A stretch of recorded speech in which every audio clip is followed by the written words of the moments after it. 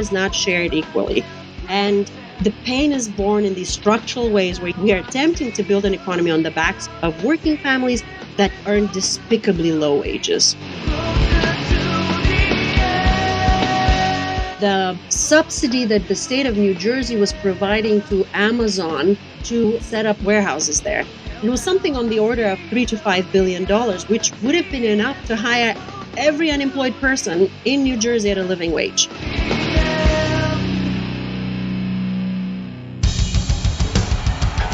What I have said is that this campaign is not just about electing a president.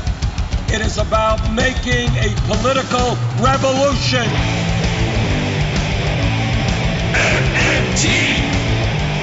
Taking money from our children and borrowing from China. People are dying.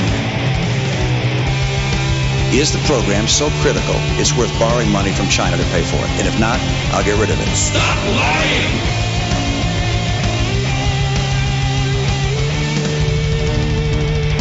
I want the truth!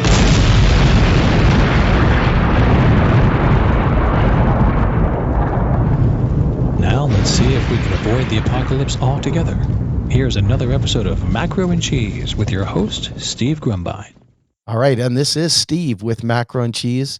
Today's guest is none other than Dr. Pavlina Tcherneva. Pavlina is an associate professor of economics at Bard College and a research scholar at the Levy Institute. She is also the author of an upcoming book called The Case for a Job Guarantee. I'm very excited to have her on, especially under such trying times, obviously with the events of Minneapolis and the police brutality that we've seen and the actions across the nation. It's clear that unrest is bubbling right below the surface. So much of that could have been prevented within the context of the COVID-19 virus. Our federal government has not stepped up to do its job and has left people in tremendously compromised, susceptible ways of suffering. And my hope is that Pavlina and I can talk today and come up with some solutions to how we could have addressed this or how we can address it in the future. So with that, welcome. Thank you so much for joining me today. Hi, Steve. Thank you for having me. So let me ask you a question. You've got this upcoming book, The Case for a Job Guarantee. I'm very excited about it. I have it pre-ordered. Tell me, what's this book all about? Well, the book really is hopefully a call to rethink our most basic, maybe uncritical assumption that unemployment is unavoidable and that there is very little that we can do about it. I am hoping that it's a primer on the job guarantee proposal. It attempts to document all the benefits of this proposal. But what I'm really hoping with the book is to raise this question of why have we accepted this as such a normal situation? And we do it on multiple levels. I think just even if you ask the layperson, if you were to ask them about, unemployment, they'll say, yeah, well, it's normal, it's part of life. Not much you could do about it. The market is the market and, competition, and you're going to get a bunch of narratives about unemployment. Some folks will even go as far as to say, well, it's personal responsibility. You've heard those conversations. Oh, yeah. I think I would like very much to shake that conversation, even at the very just basic level, as we just talk to our fellow citizens. But very importantly, I also wanted to expose a major failure in my own profession, in economics. And that is that it, in fact, has validated the existence of unemployment, that the way we structure our thinking about the economy, about markets, about their behavior within economics is around this concept of the natural rate of unemployment. And I think this is just a profound failure, just at the theoretical level, at the policy level, obviously at the moral level. And We even designed policies around the concept of a natural rate of unemployment. And that wasn't always the case. This is quite a bit of a neoliberal phenomena. The natural rate of unemployment is not a new concept. It dates back since the late 1800s, if you will, since the birth of capitalism. But we've gone through these ups and downs, at least in theory, and we certainly had a time in the immediate post war era when people didn't talk about natural rate of unemployment, and very few people, Hayek, Friedman would pay lip service to some of these ideas, but no self-respecting economist would say it's normal to have, millions of people out of work. But then in the 50s and the 60s, slowly, the profession started coming up with this concept, especially the NIRU, the non-accelerating inflation rate of unemployment, and basically formalizing this notion that as economists and as policy people, we have to choose between two evils. Either we have people without jobs or we're going to have inflation. And that's a false choice. And I think in part it's because we haven't thought about, policy proposals to replace this broken system of maintaining, really keeping permanently people out of work, even in the best of times. So, with this book, I'm also trying to interrogate that question and say, let's envision a world and let's envision a policy that actually attempts to guarantee jobs for all. That's absolutely fantastic, and I feel very lucky to be on the waiting list here for the release of this book. When are we expecting it to come out? The official release date is June 26th this year, 2020. Okay, very good. Timely, very timely. In fact, I wanna kinda set the stage. I wanted to give you an opportunity to talk about the book, but I really wanna jump into the meat of why I have you on here today. Since Donald Trump started running the very first cycle, before he had ever even taken office, the resistance had begun. And the resistance was really ramping up, dare I say, a propaganda campaign. Not to say that Donald Trump is in any way, shape, or form good, but they had already ramped up this, what I would call Trump derangement syndrome almost, to the point where people weren't even willing to talk about policy. The only thing they wanted to hear is not Trump. And so we've got this moment here where millions upon millions upon millions of people are without work. And the same people that were busy resisting Trump never listened to any of the alternatives, such as a federal job guarantee. They're not hearing things such as nationalizing payroll. They're not hearing any of the fiscal plans that MMTers have been talking about long before we ever had a pandemic. But here we are now in one of the most unbelievably frightening moments in our nation's history. We've got police violence, we've got riots, we've got folks that are finally standing up and saying no more, but we've got millions of people without work, and millions of those jobs are never coming back. Talk to me a little bit about the current environment that you're in as you're trying to advance these ideas, these very necessary ideas, but in a world where the topic isn't this, even though it's happening right now, the topic is always centered around Donald Trump, whether it be taking everyone's focus off of Green New Deal and talking about impeachment. It's never, ever, ever on these policy space. So to be able to build that kind of movement, you've got to have almost single focus, driven people pushing and pushing and pushing, building that momentum. And it just hasn't happened. And here we are. What has been your experience with that? Well, the way I think about this is as a basically Titanic crashing into, the iceberg. You see it. You really can't reverse course. You can't, slow it down. And so the system is essentially sort of breaking up the seams. What is happening now is not a product of one police brutality, whether it is COVID, all of the other problems that we see in the world today are really just the tip of the iceberg. We have had for so long policies that have stretched families, communities, that have used racism and sexism to create social polarization, how it manifests in economic polarization. I mean, one thing is connected to another. And people are understandably angry. There are many who are out of work. And that adds another layer of destitution that we have not experienced in a very long time, certainly not since the Great Depression. And whether we go through such a dramatic period of economic devastation depends very much on what we do now. And so I think what you say is correct. If people are angry and they direct their anger at leadership, we certainly have good reason to be angry at a president who incites violence. But you're correct to say that we've got to be able to offer something new, something that is meaningful, that provides structural change.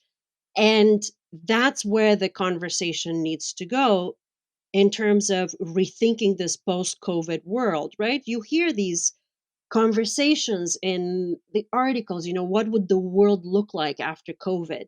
And so I think it's really important to raise this question. And I'm glad to see it from different corners, but we also have to have something specific to offer that is different from the patchwork of weak policies we had in the post war era that were systematically weakened further in the post Reagan era and that created the precarity. So, just to give you some examples, I know you know these numbers and you've gone over them many times on your show, but you know, half of Americans, about 44% of Americans earn less than $18,000. That is the median income, 44%. So we are really looking at folks who can barely make ends meet. You cannot build an economy on such precarious economic conditions. And then when you look at who has lost jobs, you know, we say last in, first out. This is kind of a saying labor economists use to say that there are certain folks who are always the last ones to catch the train of the expansion and get some employment opportunities. But as soon as there's a hiccup, as soon as there is a downturn, they're the first ones to lose their jobs. They tend to be folks with low wage folks. And now, what is happening in this pandemic, we're noticing 40% of job losses are concentrated in incomes below $40,000, right? 40%. And then, 20% of job losses are between 40,000 and 100,000. And then there is, another 13 or 12 or 13% above 100,000. So, no, the pain is not shared equally. And the pain is born in these structural ways where we are attempting to build an economy on the backs of working families that earn despicably low wages. And then when we have an extraordinary crisis like this, of course, they're the first ones to lose their jobs. At the same time, we painfully, realize how dependent we are on those folks to do some very basic work. We call them now essential workers, but you know, we underpay them. They work in terrible conditions. They are the ones that die in the meatpacking industries in order to feed the rest of us. That is such a fundamentally broken system. It cannot continue.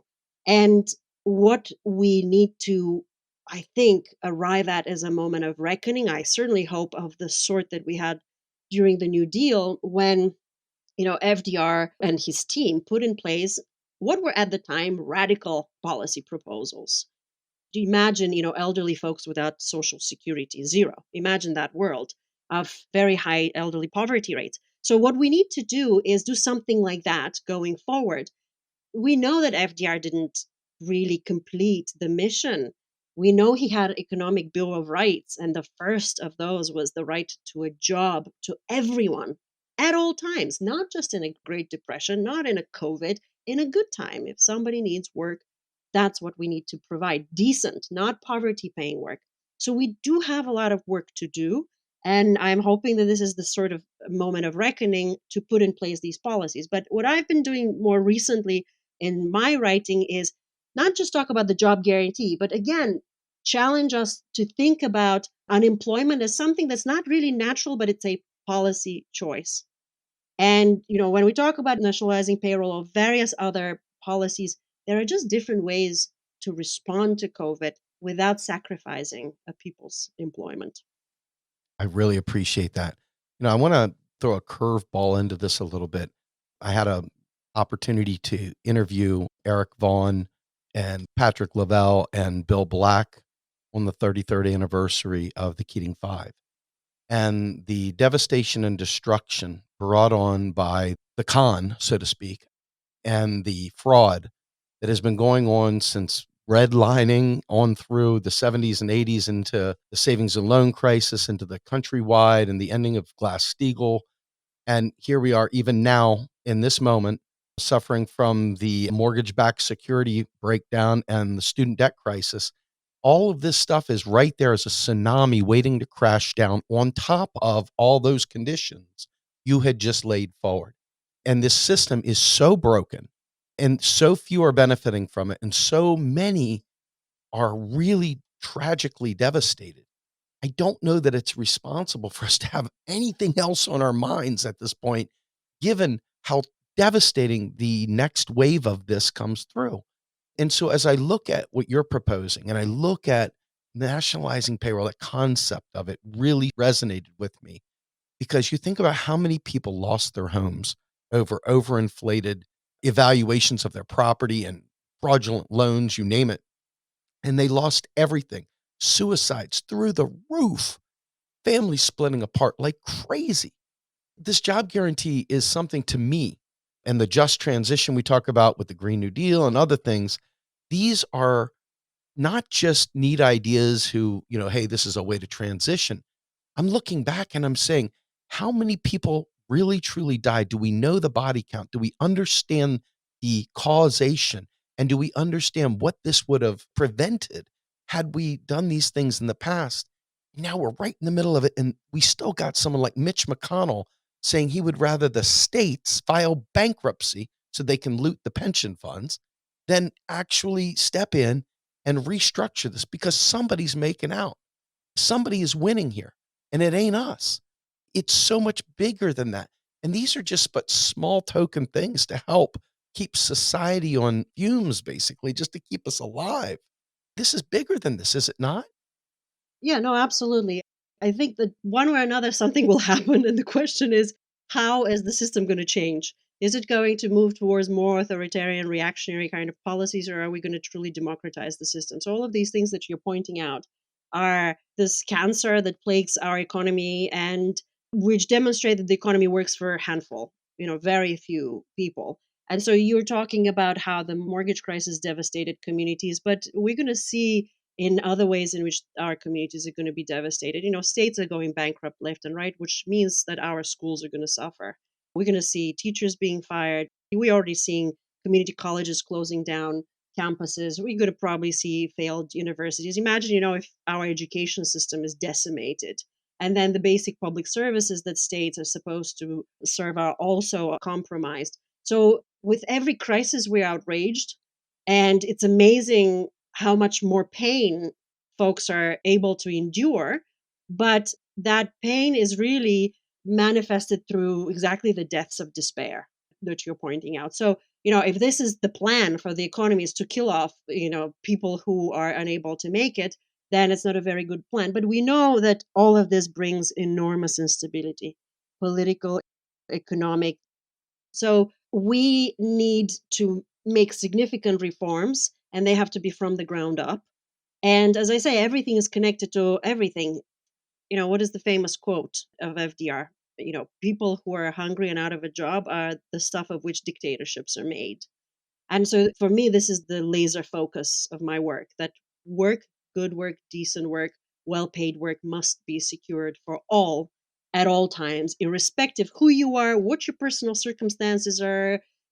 If you want a job, that has to be guaranteed, because a person who has income will not just be able to pay their bills and send their kids to school and be a good member in the community, but it ripples through the economy. The fact that we have this stability, security, that we can use this manpower to restore our cities and the public needs that have been neglected. So the job guarantee is that piece really that focuses on empowering folks to do good work. The public purpose has to be rehabilitated so that we can make the investments, whether it's the green investments, whether it is, cleaning up the devastation from pollution and providing, good care services for our elderly, for our children. There's just so much to do. We can't even enumerate all of it. But how to think about policy today, what is striking to me is that we have once again failed at multiple fronts. Our European counterparts have passed much more sensible measures. They will still have to deal with the fallout of unemployment, but they're not looking at the kind of rates that we're looking at. And so, just to give you an example, Denmark, the UK, Germany, they have various ways in which they guarantee payroll. Governments pass budgets which are strictly allocated to keeping people in their jobs and subsidizing private companies so that they don't lay off workers. So, as an example, Denmark is effectively paying everybody's wage, or about 80% of everybody's wage, for 3 months. They put in place stricter social distancing measures to tame the virus, to create a bit more certainty in people. And also, they covered bills and wages. What we did, we just surrendered to the inevitability of unemployment. We just said, well, it's going to be a natural artifact of the shock. People will lose jobs. So here's some unemployment insurance. Let's make it a little more generous. But we've left them jobless without any guarantee that a good job is around the corner when the pandemic is under control. And so we have trapped ourselves into this catch 22 situation because, in my work, I talk about how unemployment perpetuates like a disease, like an epidemic. It doesn't just affect the community, it affects neighboring communities when they lose their income and they lose their businesses and mom and pop shops are shuttered down. And then that causes the destitution and desperation in families. And it's not just the unemployed. And the opioid epidemic is connected to this, and children do more poorly. It's a malaise and distress that we don't have to endure. We can simply say, hey, we're going to protect your jobs. We understand that it will be a still a shock to the system because folks will be more cautious returning to movies, to restaurants. There will be some unemployment. It doesn't have to be double digits. And then we will still be able to do direct employment, guarantee employment, but deal with more reasonable numbers. It brings me to a thought here. I saw Stephanie, I saw yourself, literally every MMTer worth their salt was talking about write checks, write really big checks. Let's get this economy going. Let's get money in people's hands. You had Rohan and Rashida Tlaib with the Boost Act. You had others talking about emergency pandemic payments to families and so forth. And quite frankly, they never really transpired, at least not yet anyway. And you've got the Paycheck Protection Act that is being pushed, I believe, by Pramila Jayapal and others. And you've seen that impact like the airline industry as well, where they have been able to pass one bill that maybe actually helped labor. But that said, the idea of a basic income in the midst of this was more like crisis payments. Let's get through this hurdle, but people were mistakenly calling it a UBI. Even Alexandria Ocasio Cortez went out telling people it was a UBI. So the UBI side of the world kind of got an idea that this was the right answer. But the MMT perspective is a little bit different. And I was wondering, given the fact that so often the job guarantee and UBI, rightly or wrongly, are often at odds with each other and tied against each other, can you explain the difference between the crisis payments MMTers we're talking about through this COVID-19 process and simultaneously the nationalizing payroll and the job guarantee? I know it's a lot, but those three things seem to be intertwined at various levels. Yeah. I mean, I think the very first thing that we needed to do is obviously protect jobs because this wasn't a demand side shock. People didn't suddenly stop going to the restaurants because they lost jobs. It's that they were asked not to go, right? So we actually asked people to stop working. Like that was really the issue.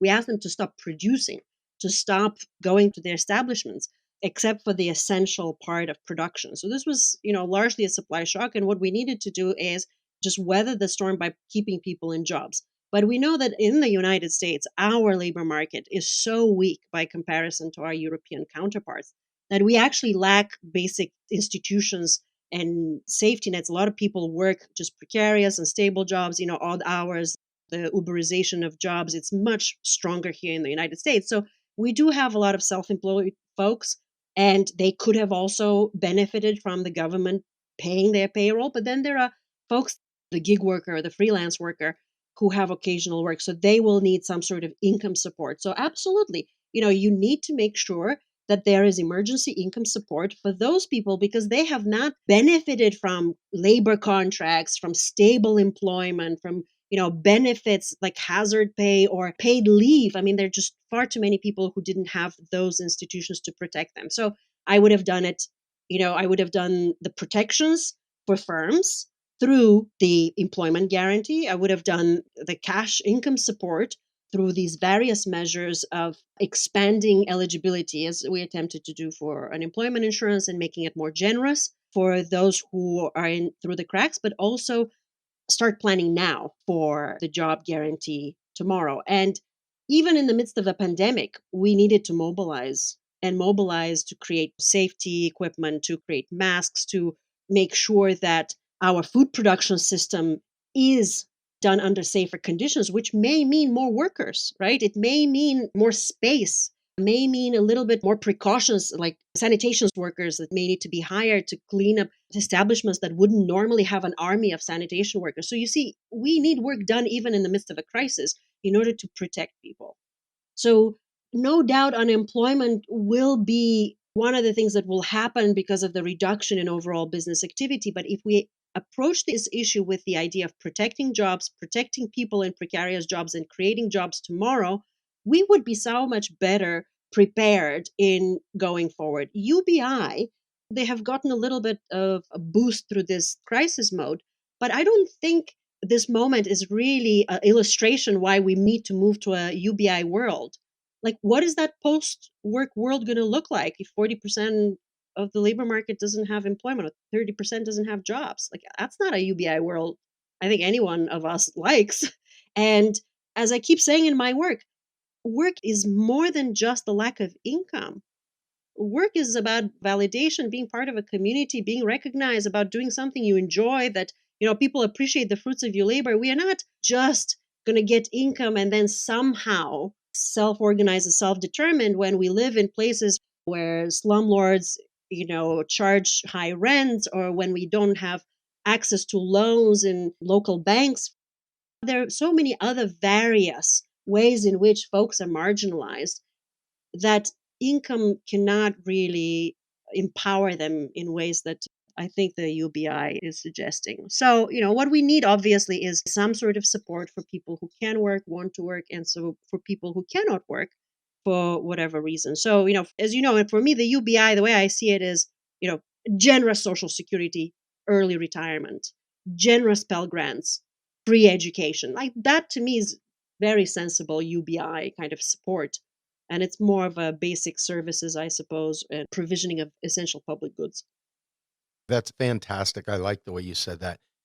I sit back and I think to myself, so many people are living in fear right now as they speak of the job loss. And I talk to people on a daily basis who are sick, afraid to go to the doctor for fear of losing everything because of a bill that comes through, terrified of bankruptcy, terrified of student loans. Even though they're in forbearance, this is not a gift, as we've learned. This is interest piling up in places. There are all kinds of shenanigans going on that do not benefit the people. And I look at this and I say to myself, the Bernie Sanders movement was such a powerful force outside of Bernie, just the multi-racial, multi-gender intersectionality that provided us a full-blown look-see at what a new tomorrow might be. And it kept reminding me of one of the things that I love the most about the job guarantee, and that is that with the job guarantee, people oftentimes underestimate the power of revitalizing democracy. Because if you're administering this at the local level, that means that regular people are going to want to be involved in the production of what jobs are going to be funded and how it's administered. So now all of a sudden, all those people that wanted to reform the Democratic Party suddenly have a vehicle at the local grassroots level to really enter into the political game and take over their local party chapters and so forth, get into elected offices, and really fundamentally change the way politics works. I see the job guarantee as a Trojan horse to revitalize democracy. What are your thoughts on that? I mean, I would hope that it's a welcome structural change, but I see what you're saying. Essentially, that the way policy is structured is such that regular folks don't have a voice and they don't really have the means to self determine. So, in a way, it's absolutely correct. If you create first the guarantee, the promise that if somebody needs work, that will be provided, that in and itself is quite empowering. But also, if that is, as I have and others have proposed it, in work that rehabilitates our neglected communities and provides care for people who are really struggling, that in and of itself is also an enormous transformative change. Now, to be able to participate meaningfully in the local work, people try to do this on volunteer basis, but you know that that is sort of under duress. There are many people who are just juggling many jobs and they can't even enjoy their community, right? So I think that we can make our communities better in many other ways. We can enhance the arts, we can add other things that are quality of life enhancements. And so the job guarantee has these multiple ways in which we improve people's lives, from participation to public goods provisioning to rehabilitating communities to creating some basic economic security.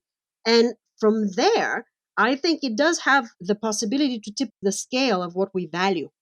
Because, in the current paradigm, unless it is some sort of work that generates commercial return, it's undervalued. And yet, most of the work that is important to us, like education, like our healthcare, is in fact work that is not produced for commercial return, or at least it shouldn't be, no matter how much we try to make it produce a commercial return. So, the true essentials of life are not profit generating, they are because we believe in providing the good life for individuals and for their communities. So I think it does have this, potential to democratize our thinking about what kind of work we value, who we value, how they should be paid, that, no one, no matter where they come from, should work and earn poverty wages, and establish a basic standard, decent standard that also values public service work. So yeah, I think it has significant democratizing potential.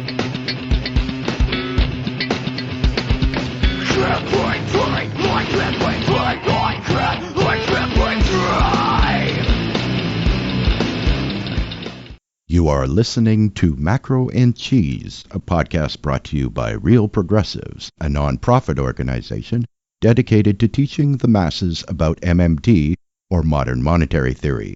Please help our efforts and become a monthly donor at PayPal or Patreon. Like and follow our pages on Facebook and YouTube, and follow us on Periscope, Twitter, and Instagram.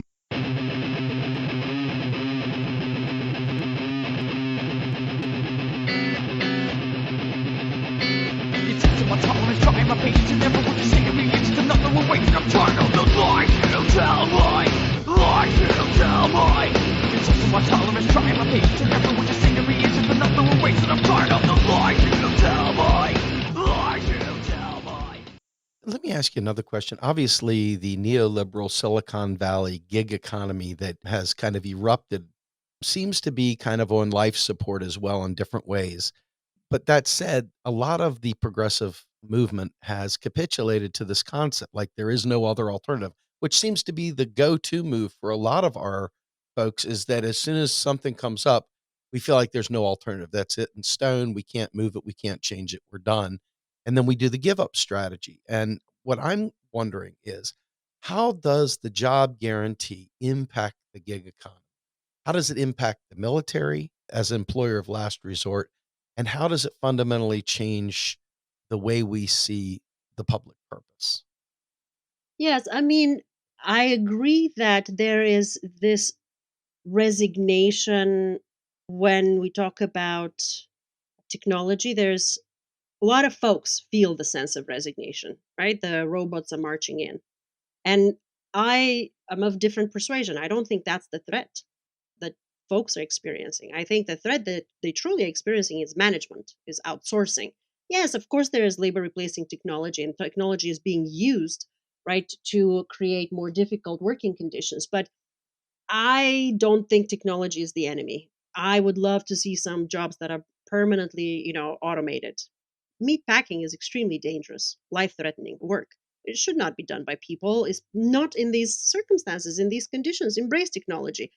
So I find it a little bit disappointing that we are somehow able to envision technological solutions to problems, but the one problem, like replacement of job, we are not able to envision a solution for that. And the solution seems to be quite straightforward. It's care work, right? We care for each other. We are social animals. Human beings need contact. And, I've said this before, and many of us have said this. Are there any limits to which we can take care of each other? We can educate each other. We can improve our environment.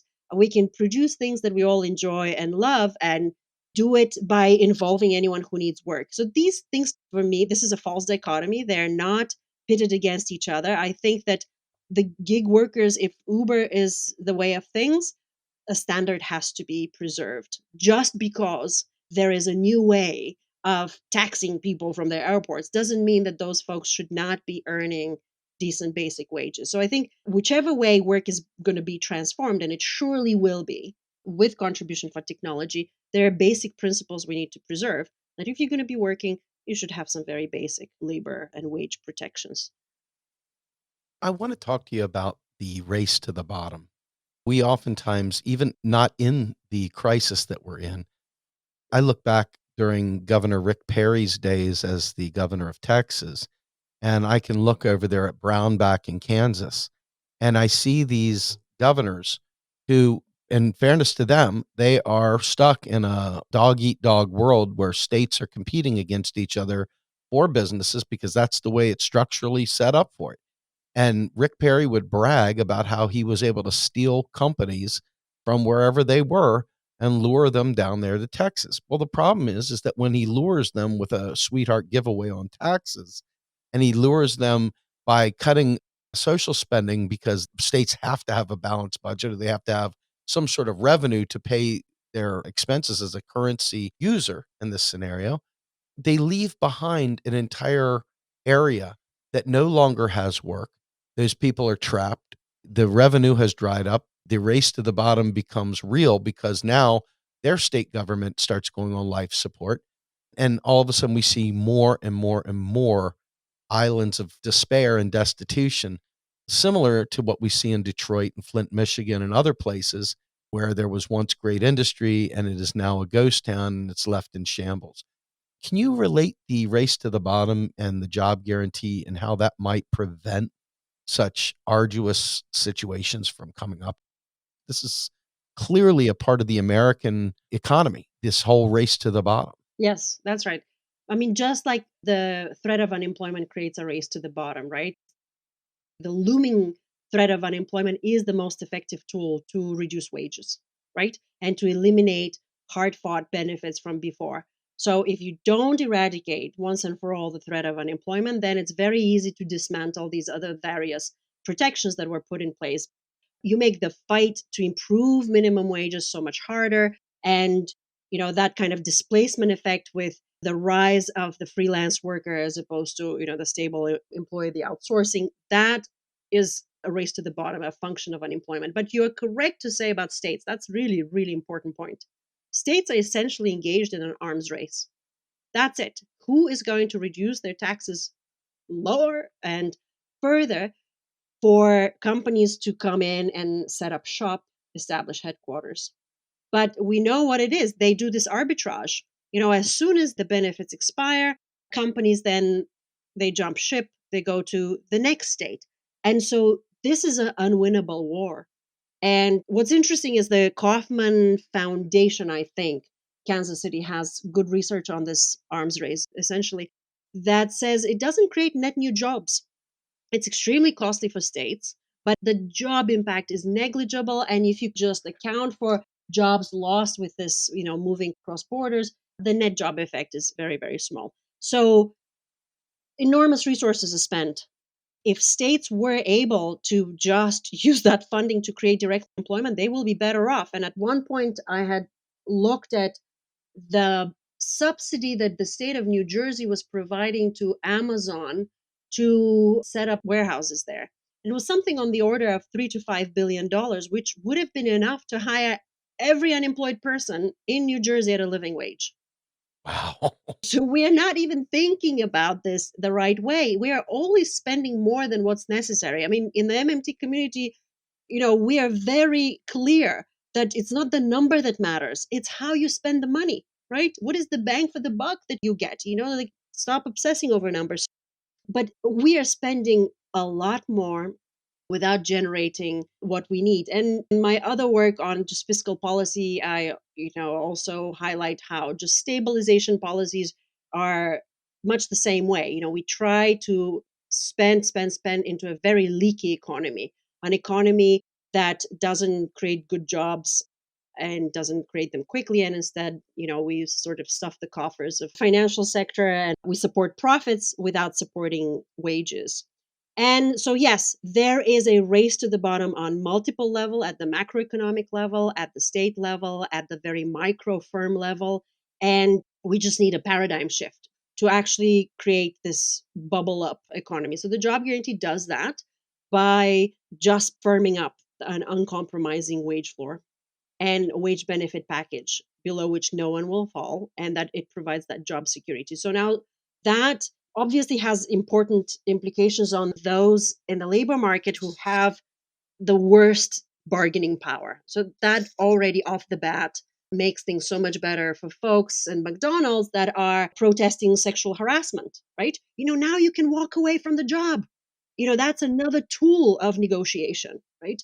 But if you cannot walk away from your job, you endure the inhumane conditions because you have to feed your family, right? So it's very important, from the ground up at the micro level, that really helps.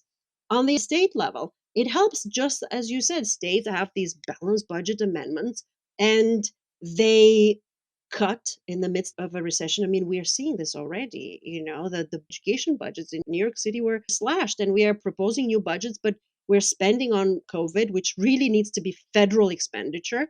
And so, what one hand gives, the other one takes away. And jobs will be lost, not today, they will be lost again tomorrow. I mean, they're obviously lost today, but those that are not lost today may be lost tomorrow. And so, we need to also help states. If states are going to have balanced budget amendments, that actually means the opposite of devolution, right? Instead of devolving federal responsibility at the state level, let states have discretionary power on how to organize projects, but provide funding for these social policies, including the job guarantee. So that is also a bottom up policy. And then, of course, at the macro level, we've talked about how the job guarantee is a stabilizer, far better than an unemployment stabilizer. So that is also a bottom up macroeconomic bubble up mechanism.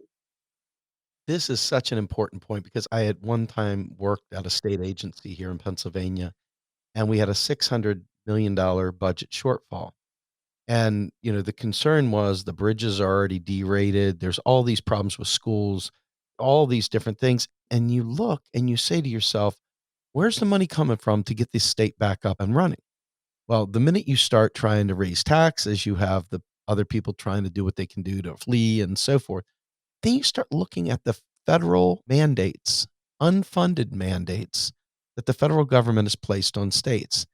And I think to myself, what would possibly be the purpose of placing unfunded mandates on the states? Why are we not in the business of providing some sort of a cushion to ensure that states are not put in these race to the bottom situations? What is the advantage here? What is the purpose here? And I'm curious, why do we have unfunded mandates that create these unemployment situations? Yeah, I mean, this is, really a post Reagan strategy to basically reduce government. And, it's a defund and destroy. That's essentially it. I don't have like a better, more polite explanation than simply the aim to privatize public essential government functions, and we've seen the most egregious examples of this when whole cities, instead of being managed by their city councils, there's a private company come in sweeping in. to run the city's affairs. A city is a city. It has a public purpose. It's not a business enterprise. And then, of course, what we see is cutting from the municipal water system, from basic infrastructure. People are drinking poisoned water. I mean, no surprise. But the devolution, the process of devolution that began under Nixon and was accelerated under Reagan, had a very clear mission to simply reduce the size of government and, worse, privatize many functions. And so what that did is not only put responsibility on states to do essential things, but the net effect was also reduction in grants and aid and funding. So it's the Hunger Games. That's basically what we have been experiencing, living through, and it is gratuitous suffering. And we have the power of the public purse to change that. And we most certainly have the capacity to create employment opportunities. We don't have to reinvent the wheel. We have a good playbook. We know how to do it. We just need to do it better. We need to do it for the modern day. One of the things that jumps out at me is the Reopen America folks. They didn't see any alternatives. They had no idea that there was a way of doing things without jeopardizing people's health. They thought this virus to be a scam, a hoax. The things coming out of it is just unreal. But there was a very impassioned plea to reopen America. I think part of that is from the capitalists that want to see their businesses open. I think some of it is from small businesses that are really going belly up because of a lack of support. But I think also it's from workers that don't have any idea that there are alternative ways of doing things.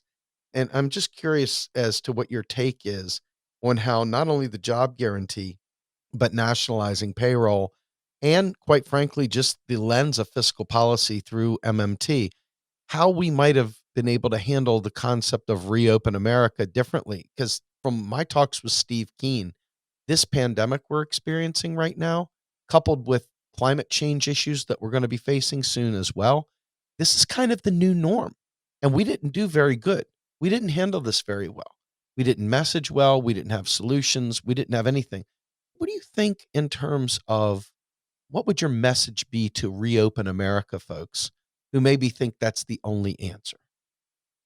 There are two essential, I think, lessons from the Open America phenomena. The first is that the threat of unemployment is an enormous fear in folks, right? If we, again, shifted this paradigm and didn't accept the inevitability of unemployment, our job would have been done better. So, what our European counterparts did is they protected jobs. So, people were paid to stay home and they felt more comfortable to stay home because they didn't have the uncertainty of a job loss. So that would have been the first thing. We wouldn't have rushed to open America, but also European counterparts help businesses with paying their bills because obviously businesses are losing sales and revenue. And so they also have mortgages and they have overhead and bills to pay. So it was a two-pronged strategy. So essentially, at least Denmark attempted to put their economy on freeze and allow people to make their financial commitments without fear of loss of employment. Now, the loss of business, I think, is a real fear because if COVID is with us for some time, no effective means of testing, treatment, vaccination, etc., you name it, that will mean decline in economic activity. And so a business, a mom and pop shop, is fearful for their very existence. And there are some surveys that have come out recently that more than half of businesses think this is an existential threat to them. And even if they reopen, whether they reopen or not, that threat doesn't go away precisely because people will not rush back to the restaurant because of COVID. So, what do we do? If those folks lose their businesses, right, they will be on the street. We could mobilize. I mean, my main message from the beginning on this was mobilize, mobilize, mobilize. We knew about the virus in December when we were watching what was happening in China. Whether we had the full information or not is irrelevant. We know enough about public health to know that we can crank production and we can look to see whether we are prepared. So we could have been cranking safety equipment production and putting in place protocols, just planning in the background, planning for the eventuality. That's my lesson going forward. We can start planning a job guarantee now and a Green New Deal now. Because the lesson for policy has to be preparedness and prevention rather than crisis response. So we know that unemployment will occur again for some other reason, whether it is a financial crisis, whether it's a flood, whether it's a hurricane. We need to have a preparedness response to employ the unemployed. But we know that all those looming crises need other work too. We need to prevent fires, we need to prevent floods, we need to prevent the destitution with these natural disasters and start rehabilitating the environment. So, if we arrive at this understanding that we should not wait until the crisis is upon us and start thinking about government and employment and projects just a little bit ahead, I think we will be so much better off. Very good. In talking with Nathan Tankus, Nathan has put out some information about local complementary currencies in the space where the federal government hasn't done its job. It's left its own opportunities to the wind here. And the idea here of states stepping in and figuring out alternative ways to hire people and to keep the economy going. What are your thoughts about the uni and other things that might allow for a local job guarantee in the midst of these crisis times? Yes, when all else fails, you look for new solutions. So, absolutely, that's the history of various local currencies as communities trying to do something good and useful when the public sector, the federal government, refuses to step in. And I think what is also important from Nathan's work is that we are already breaking so many of the rules in terms of sovereign financing, right? I mean, we are financing left and right entities, businesses, corporations that would never had this direct access to the public purse, the Federal Reserve. And so why shouldn't we create unis and then have the Fed backstop them? There seems very little logic in the current environment to say, well, oh no, this cannot be done, but we certainly can now buy corporate bonds. But again, you see, our thinking is still top down, not bottom up. If the Fed is going to use its emergency power to bail out the corporate sector, now they're, of course, providing additional support for states and municipalities. Why not people, right? Why not, direct accounts at the Fed?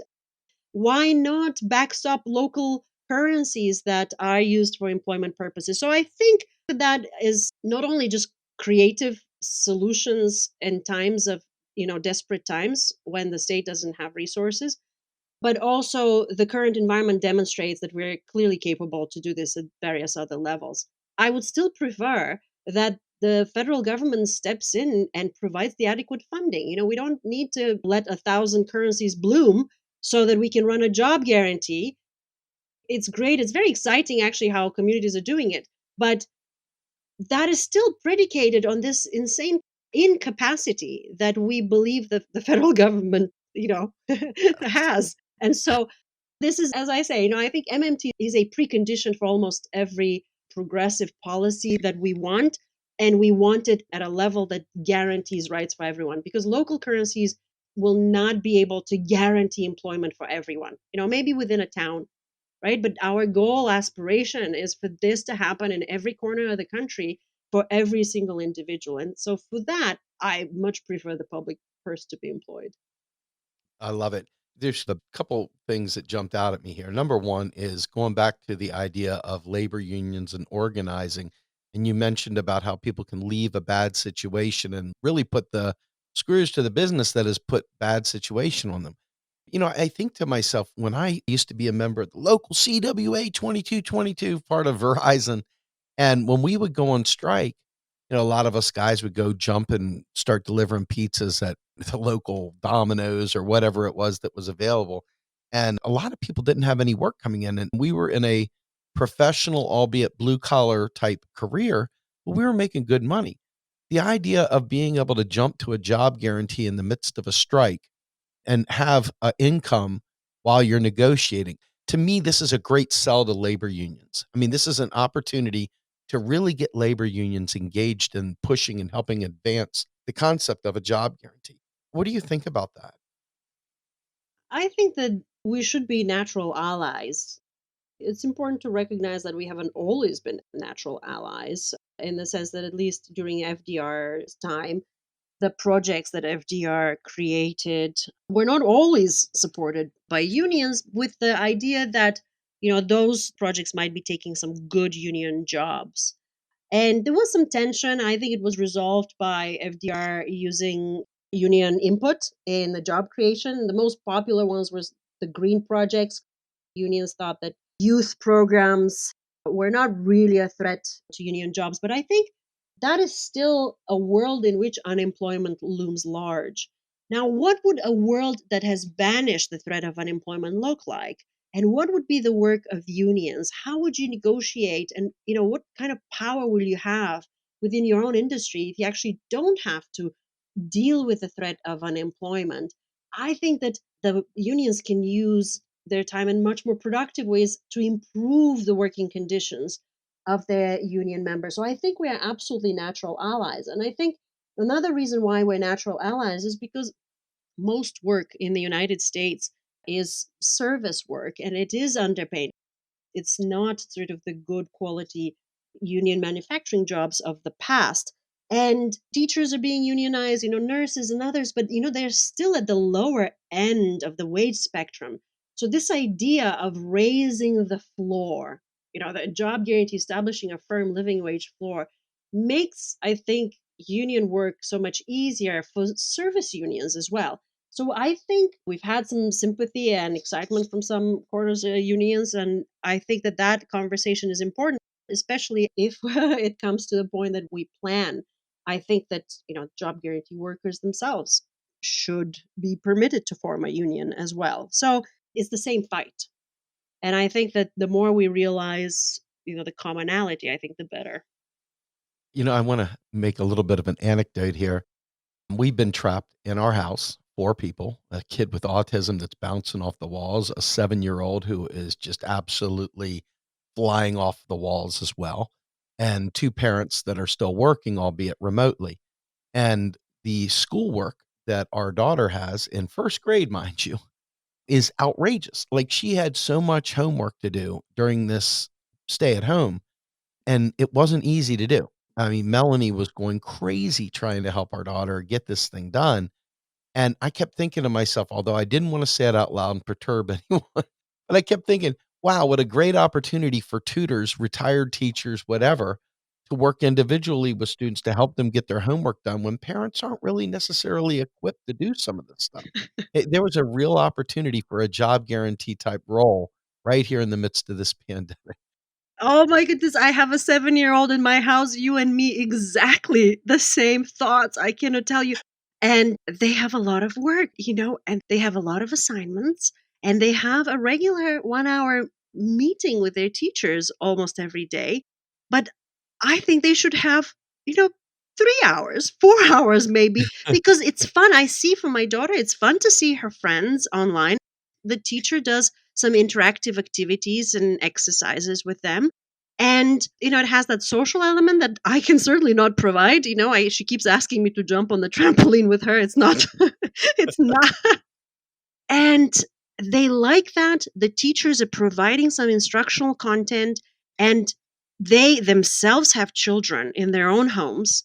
And so I could see how my daughter's teacher cannot obviously run her normal class because she's homeschooling her own kids. But there are so many people who don't have work. There are students who are coming out of educational programs, college students, university students, who could be plugged in exactly as tutors, who could start running little sessions. Absolutely. I think there's so much to do. And this idea that just because we're shuttered at home, there isn't work to do and we can't do it, the job guarantee somehow it's more difficult to run because we're all staying home. Really, I don't think it's correct. Elderly folks need to be looked in on. Somebody needs to pick up the phone, maybe, run a little session, whatever it is. There are so many people in isolation.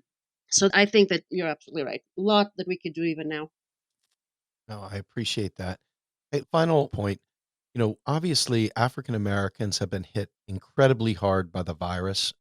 The mortality rate within the African American community is significantly higher than that of others. And a lot of that stems from a lack of access to healthcare. And a lot of that also stems from situations that I believe a job guarantee could have prevented as well. But one of the big things is that we look at people that are insulated somewhat from the financial destitution of a depression. You look at the people whose generational wealth is non-existent, and they're dependent on a paycheck. They don't have any familial wealth. They don't have anything to fall back on whatsoever. And this crisis has been particularly difficult for people of color and others who are marginalized throughout history. What is your thoughts there in terms of messaging to them how this might be a benefit within their community and something they can start rallying around? Yes, all of the problems that we've discussed in the economy and in the labor market need to have a very clear understanding of how systemic racism affects those outcomes. Whether it is, as you said, folks who don't have generational wealth for hundreds and hundreds of years, African Americans who go to education, but their educational returns don't materialize. They don't translate into income returns, into well being, however measured. I mean, these are systemic and long trends that also need to be broken up. And access to decent employment is one way. By no means I'm going to say that it's going to address all forms of systemic racism, but to have the ability to work in a decent, well paid job and not to be always the person who is, again, last hired first fired, the person who's put in the most dangerous situations, the ability to walk away from an abusive employer. I think that those who are systemically marginalized and discriminated, African American community, people of color, they will naturally benefit the most from those sorts of protections that the job guarantee will provide. And with that, I want to thank you so much for taking the time with us. I know that you've been involved in a few other projects. If you wouldn't mind, just close us out and let us know what you're working on, where we can find you, and any other goodies that might be of interest that we can find and support you in. Oh, thank you very much. A recent project has been very exciting and interesting to highlight. With several female scholars, we drafted an op ed on democratizing work. It was actually an initiative by a colleague of mine, Isabel Ferreras. She drafted the op ed and put in the job guarantee in that op ed, as well as democratizing the workplace within the private sector and calling for environmental remediation. What's exciting about this is that this op ed literally overnight gathered support around the world. Now 6,000 people have signed on around the world. It was published in 26 languages and in 40 papers. But there is, again, a global understanding that our goals and our objectives are connected. And also, for me personally, it's very interesting because the job guarantee is this solution outside of the market that is by the public sector for the public purpose. But indeed, lives of working people can be improved materially if we also try to democratize the workplace, the private firm. And so I think that these are also natural alliances, and we were thinking about, various forms in which we can tackle these two challenges. You can't democratize the firm if you have the threat of unemployment, but the threat of unemployment can't truly be solved with a job guarantee if you don't have also more power within the firm. So keep an eye out for that. Very, very good. I'm very excited about the book. Again, I did purchase it. Can't wait to read it. And I just want to thank you again for all the selfless work you do and being such a great spokesman for these causes. And I just want to thank you for being a good friend. So thank you for joining me today. Likewise, Steve. Always appreciate your work and thank you for carrying on. Appreciate the forum. You got it. All right. This is Steve Grumbine, Pavlina Tcherneva. We're out of here. Thanks.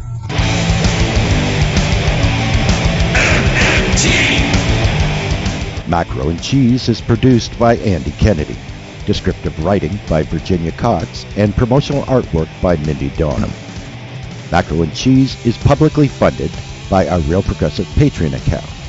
If you would like to donate to Macro and Cheese, please visit patreon.com/realprogressives. I want the truth.